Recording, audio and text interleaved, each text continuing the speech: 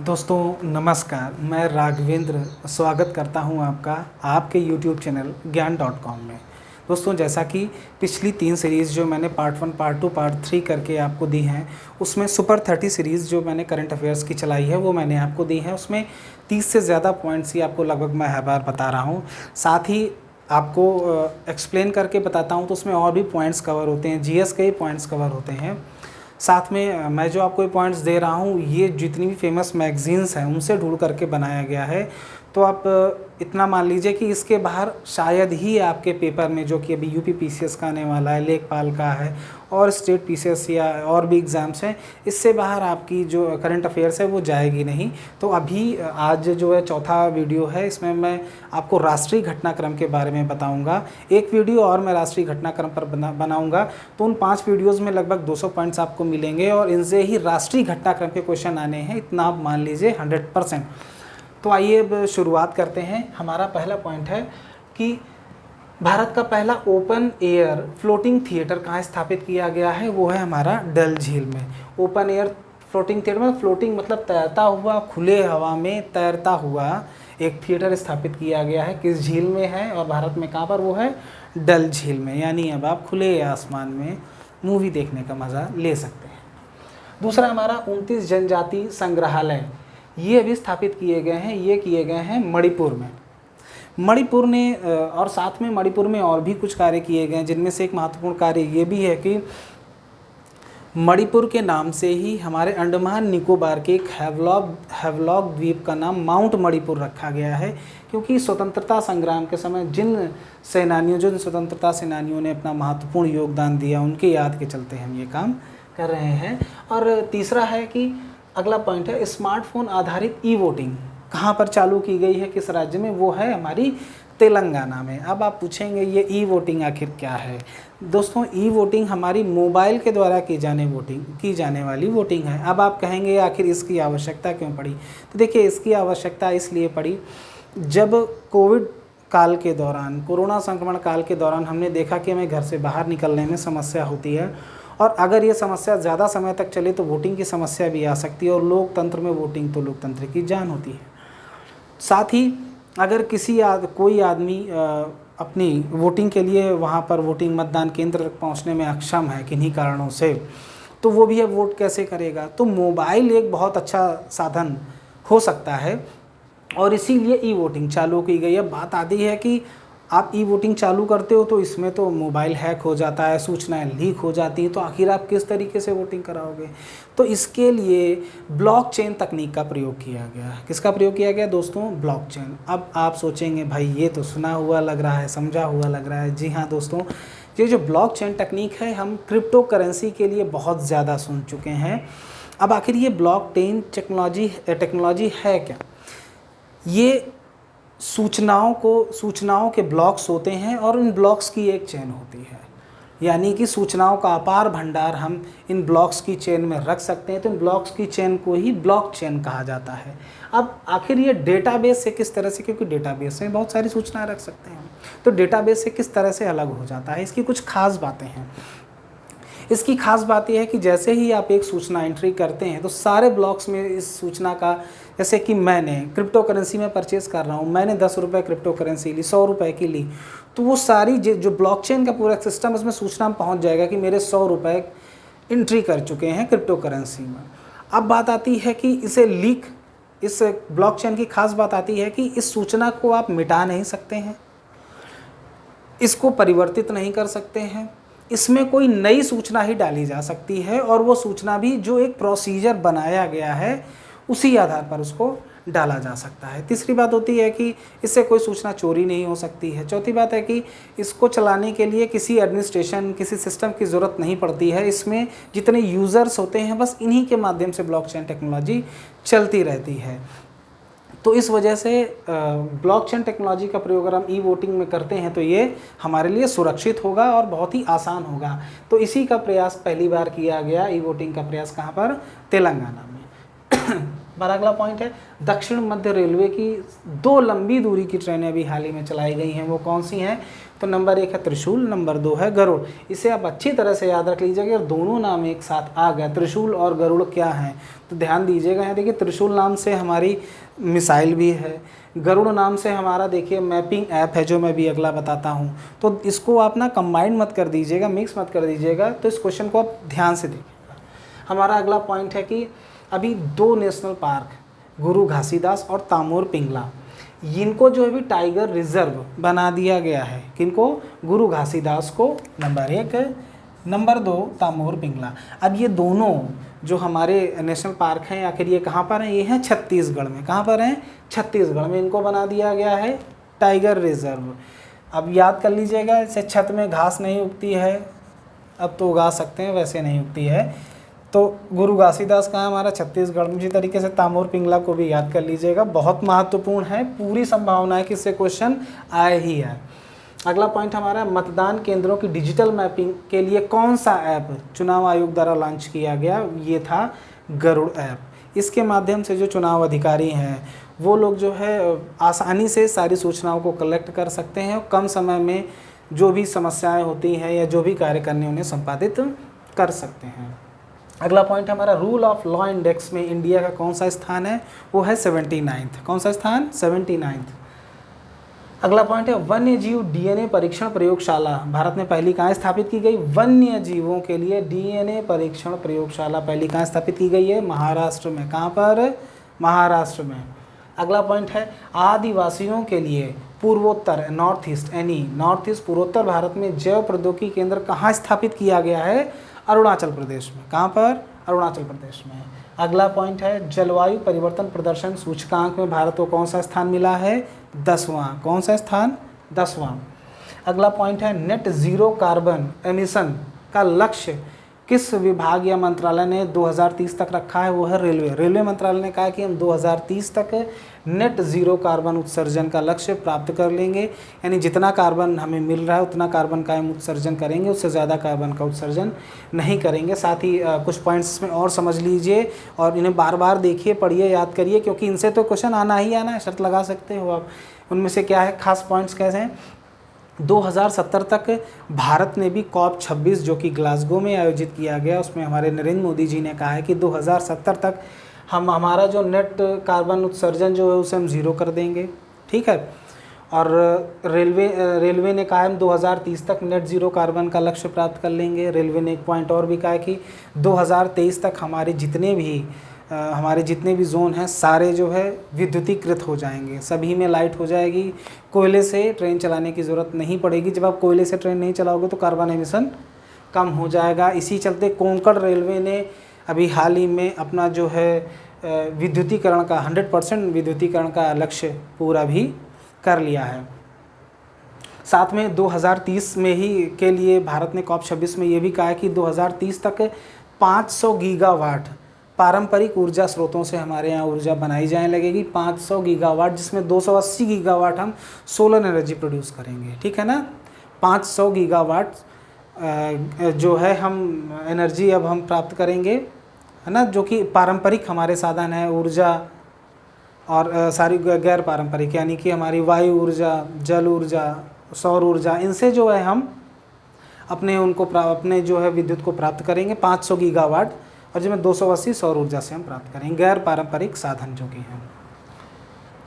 अगला पॉइंट है मुफ्त शिक्षा योजना हमारी कहाँ पर चालू की गई? हरियाणा में। अब आप ये कहोगे कि मुफ्त शिक्षा योजना तो वैसे भी चल रही है, तो इस खास बात ये है कि इन्होंने KG to PG मुफ्त शिक्षा योजना लॉन्च की। इसकी खास बात है KG to PG, और जो 1.8 लाख से कम पारिवारिक सालाना आय वाले जो घर हैं वहाँ पर बच्चों को मुफ्त शिक्षा दी जाएगी KG to PG, है ना, यानी छोटे से बड़े तक की। अब अगला पॉइंट हमारा स्टील्थ फ्रिगेट तुशील जो कि भारत का है, उसे लॉन्च कहाँ किया गया? रूस में। भारत का स्टील्थ फ्रिगेट तुशील जिसे लॉन्च किया गया है भारत में। खास बात यह है कि स्टील्थ फ्रिगेट का मतलब जो कि स्टील्थ यानी जो कि छिप कर, जो कि दुश्मनों के राडार में पकड़ में ना आए आसानी से, जिसकी जानकारी ना, उसे स्टील्थ फ्रिगेट कहा जाता है।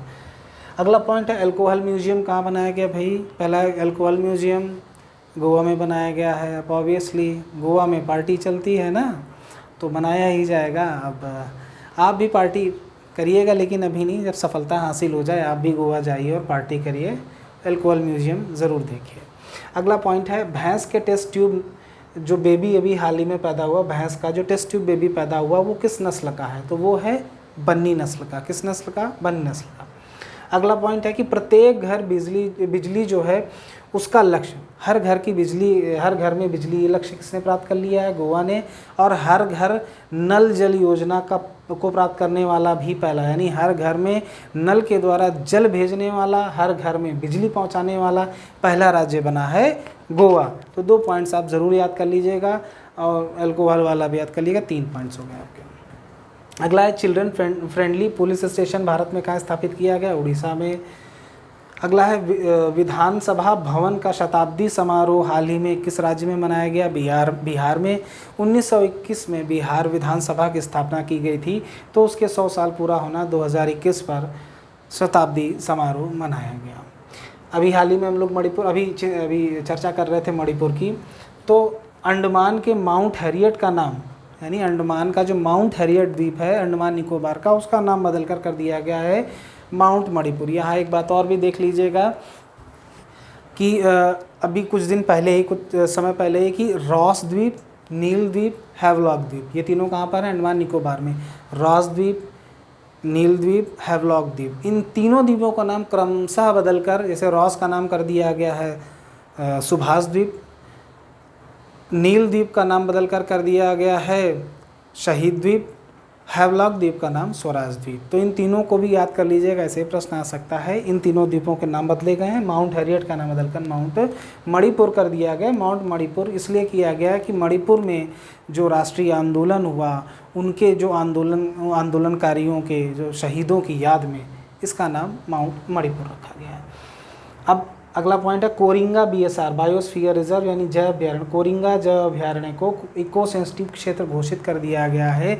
ये कहाँ पर है? आंध्र प्रदेश में।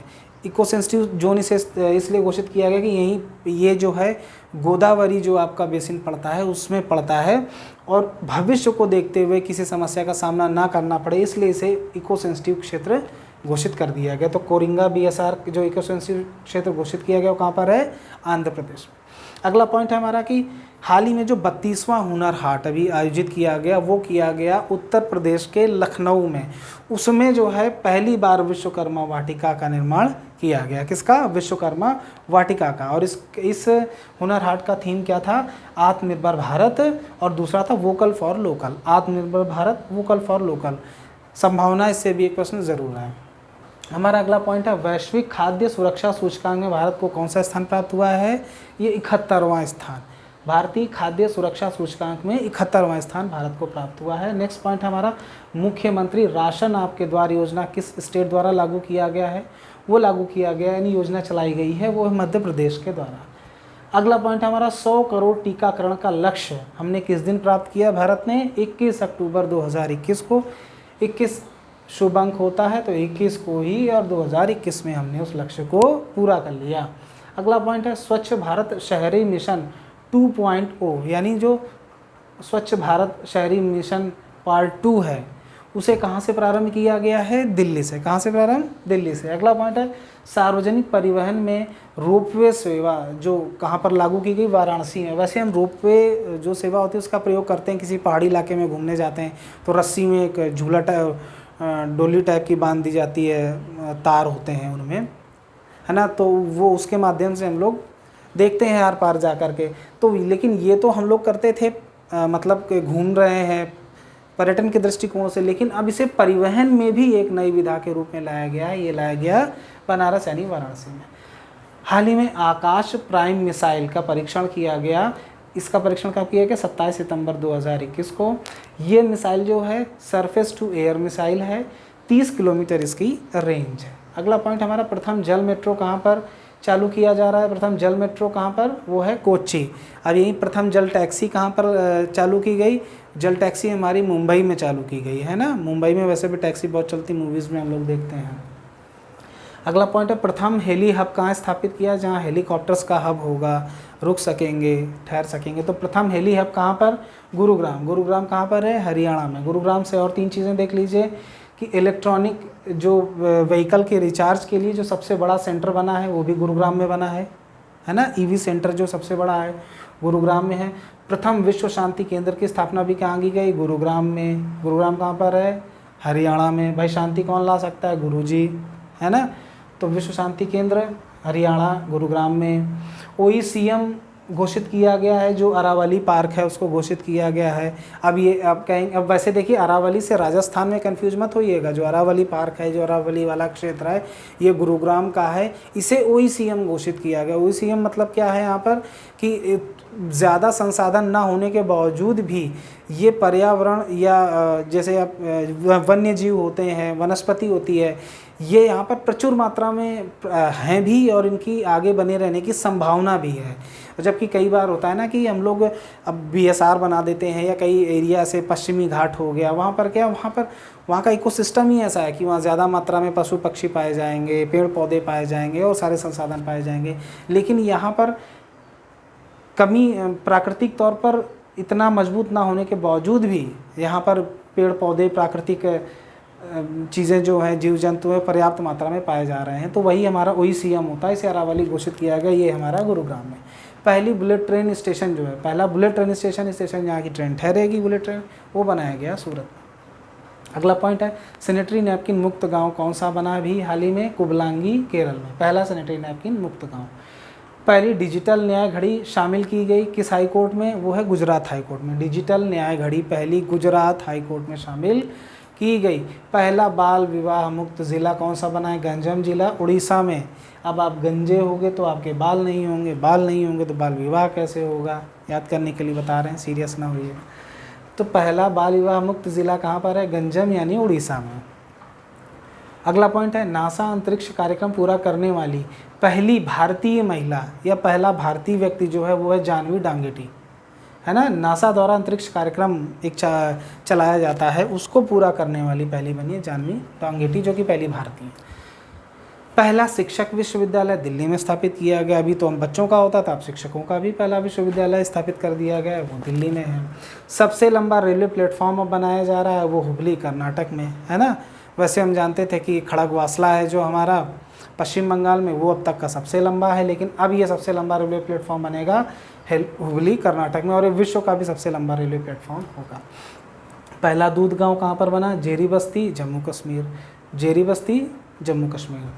पहला जियो पार्क कहाँ स्थापित किया गया? लम्हेता गांव MP जबलपुर। लम्हेता गांव MP जबलपुर। पहला बायोमास आधारित हाइड्रोजन संयंत्र कहाँ स्थापित किया जा रहा है? MP के इंदौर में किया जा रहा है। बायोमास यानी गोबरधन, यानी गोबर आदि से जिसके माध्यम से हम हाइड्रोजन प्राप्त करेंगे, ऐसा संयंत्र MP में स्थापित किया जा रहा है। हाइड्रोजन ऊर्जा पर अंतर्राष्ट्रीय सम्मेलन कहाँ पर किया गया? दिल्ली में। हाइड्रोजन ऊर्जा पर अंतर्राष्ट्रीय सम्मेलन। अभी टोयोटा मिराई नाम की एक कार भी से भी नितिन गडकरी जी घूम रहे थे, संसद भवन गए हुए थे, तो टोयोटा की मिराई कार भी जो है हाइड्रोजन से ही चलती है, और भी इसे हाल ही में नितिन गडकरी जी ने लॉन्च किया था। ठीक है। मैक्सिमम अंतर्राष्ट्रीय हवाई अड्डों वाला स्टेट बन गया है अब भाई अपना उत्तर प्रदेश। इसमें अभी 8वां जो अंतर्राष्ट्रीय हवाई अड्डा घोषित किया गया रायबरेली। इसके कुछ समय पहले ही कुशीनगर को अंतर्राष्ट्रीय हवाई अड्डा घोषित किया गया था हमारे मोदी जी के द्वारा, इसे याद रखिएगा। अगला पॉइंट है कि पहला ग्रीन हाइड्रोजन परिवहन परियोजना, ग्रीन हाइड्रोजन परिवहन परियोजना कहाँ चालू की गई? लेह लद्दाख में। तो दोस्तों ये थे आज के हमारे करंट अफेयर्स के पॉइंट्स, आपने नोट कर लें, देख लें, स्क्रीनशॉट ले लें। और दोस्तों अगर ये वीडियो अच्छा लगा हो तो इसे लाइक करें, शेयर करें, सब्सक्राइब करें। धन्यवाद।